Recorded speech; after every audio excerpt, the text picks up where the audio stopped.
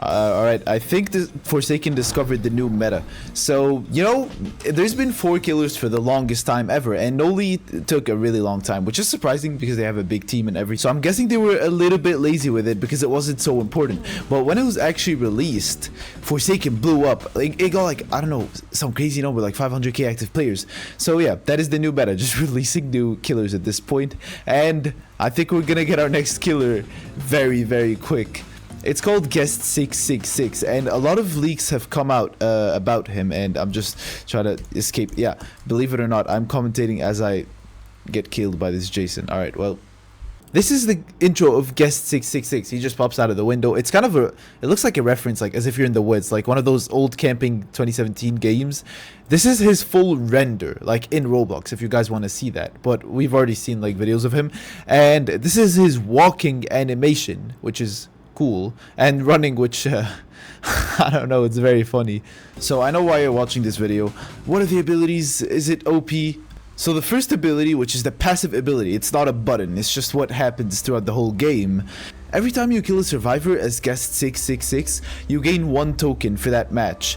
And there's an ability that Guest has which costs 3 tokens, so you have to kill 3 survivors to use it. So the first ability is called Carving Slash, and it's pretty much a basic slash. There is nothing to it, but it's pretty good. It does 32 damage, and it can hit multiple survivors at once. So the closest ability that we have in the game to the Guest 666 slash is just the Jason Behead. It's basically what it's gonna be.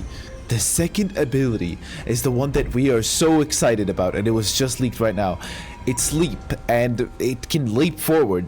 It's unknown like how this works or the studs, because obviously you can't like time getting in a window with the jump. That's really difficult. I don't know what they're planning to do with that, but we know that if Guest actually catches someone in the leap, like if you jump on someone, Guest 666 will grab them and perform a slash move finisher, which is probably really OP, especially if you're skilled and you know how to aim the leap. Anyway, the third ability is called Hammerhage. I don't know how to pronounce it, but it's kind of a complicated ability that wasn't fully explained, I believe. So if you use this on a survivor, it gives them Hammerhage, which means it's gonna decrease their max HP instead of damage them, which is basically damage them. Alright, I'm the killer now. Everybody's using stunning stuff, but I'm gonna focus on the Guest. So the final ability, which is the one that costs 3 tokens, is... Alright. It's called Blood Hunt, and what this does is it picks the survivor with the least amount of health, and it blinds the Guest 666, and it only highlights that one survivor with the least health in red, and it gives Guest 3 speed. So it's basically a hunt for one specific survivor, and it's like a guaranteed kill. You cannot escape that. Speed 3, enhanced powers, and a bunch of stuff just to go for the one survivor with the least health. It's crazy. The catch is that you do have to follow a specific route, like there's gonna be a route drawn for you as you play Guest, which is very cool actually. Oh. So obviously this blood hunt doesn't last forever, so what are you... Okay. It lasts for 20 seconds, but every time you hit the survivor, the blood hunt is extended by 5 more seconds.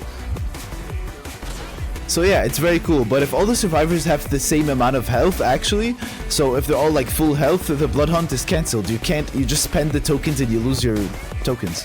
Now that we know a bunch of stuff about the killer, let's talk a little bit about the lore, because it's very, very interesting. Also, I'm gonna lose this match. Alright. These guys think I suck. They're like trying to bully me because I wasn't focused on the gameplay, but now I'm gonna show them who's the noob. Alright, I kind of got juked there. This doesn't look good for me. Look, when he tries to block, bro, he's so good. Bro, if you block... What are you doing? What? How did he perfectly time that? Okay, well, he didn't. That punch was horrible, but I'm so confused. Alright, well, that's Forsaken for you. Hello. Oh, what do you do? Bro, y'all need to stop shooting me. Come on. This is so mean, really. I'm just a killer. Alright, I landed Behead. Oh, you're so dead. Oh my god, there's like 20 seconds, bro. No. Yes! I got him.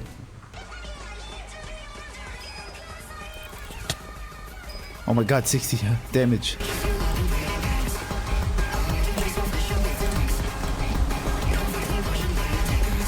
Hey, I killed him. Alright. Alright, so Guest 666 is another known Roblox like character, but I actually don't think this one is a hacker. It's just like a creepypasta kind of. So apparently Guest 666 was able to do things that normal guests could not. Like the Guest 666 could actually speak in the game, and he could use admin commands and stuff like that. And obviously this is all a myth. It's not a real thing, but everybody actually believed it back in the old days. I remember I believed it. And there's a YouTuber called Oblivious HD, is basically the one who created this big myth that this is some monster, because he painted it as a villain in some of his videos, which is very cool. I used to watch this guy. But of course, after Roblox removed guests completely, this myth slowly faded away. Everybody forgot about it, but you know, we still have guest 1337.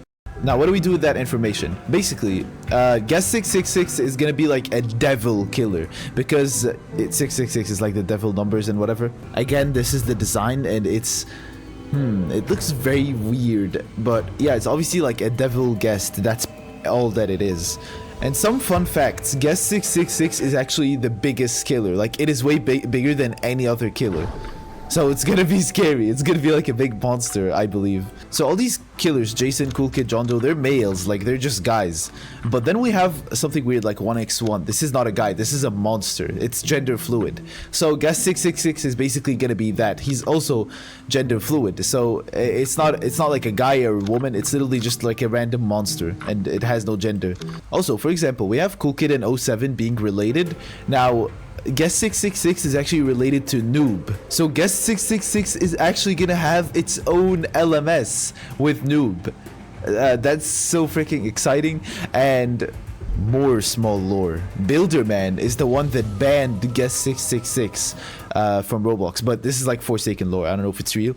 So we also might have a secret LMS with Builderman and Guest 666. Also, Guest 666 is actually going to be related to Guest 1337, and Guest 666 actually hates him, and Guest 666 would always tell Guest 1337, why can't I be like you, because he always wants to be like this guy because he can express himself and whatever. And then Guest 666 is like a monster, so he's jealous of him actually. And yeah, the weird thing is that the myth of Guest 666 can actually speak. Like, he was the only guest that could speak, but this one that's getting added to Forsaken is more of a monster. He's not going to be able to speak or make any sounds at all except animal sounds.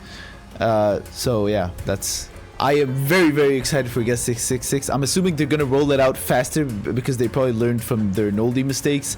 And yeah, subscribe for more because I'm gonna post as soon as we get more news, and as soon as the Guest 666 comes out, and I might get early access to it. We'll see. So yeah, subscribe for those videos.